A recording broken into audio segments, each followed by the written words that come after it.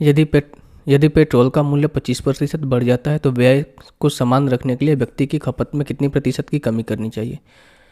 25% की fraction value होती है 1/4, यानी कि जो एक्सपेंडिचर था भाई, सॉरी जो मूल्य था यानी कि जो प्राइस था वो 4 से 5 हो जाता है। तो एक्सपेंडिचर देखो, पहले जो प्राइस था 4 रुपये थे, अब हो गए 5 रुपये, ठीक है भाई। पहले 4 रुपये खपत करते थे, अब उतने ही वैल्यू को खपत करने के लिए आपको 5 रुपये लग रहे हैं, तो हमें क्या करना है, कंजम्पशन को कम करने होंगे। यानी कंजम्पशन मान चलो पहले 5 होता था, तो अब कंजम्पशन को 1 कम करना पड़ेगा। कितना कम करना पड़ेगा, 4।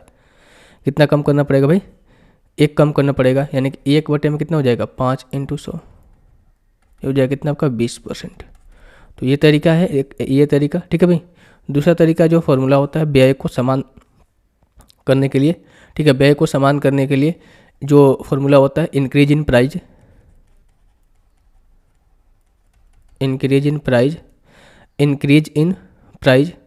बटे में 100 प्लस में मूल्य में कितनी वृद्धि हो रही है, ठीक है, मूल्य में कितनी वृद्धि हो रही है, यानी कि इंक्रीज इन, ठीक है भाई, इंक्रीज इन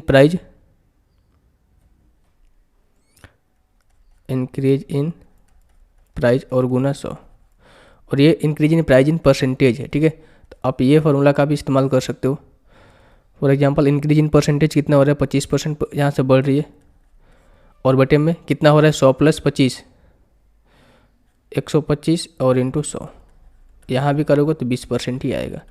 तो अगर आपको ऐसे करना है तो ऐसे भी कर सकते हो। सिंपल आपको याद रखना है कि जब हमेशा एक्सपेंडिचर को सेम रखने के लिए हम क्या करते हैं भाई, इंक्रीज परसेंटेज बटे में 100 प्लस इंक्रीज इंटू 100, ठीक है भाई।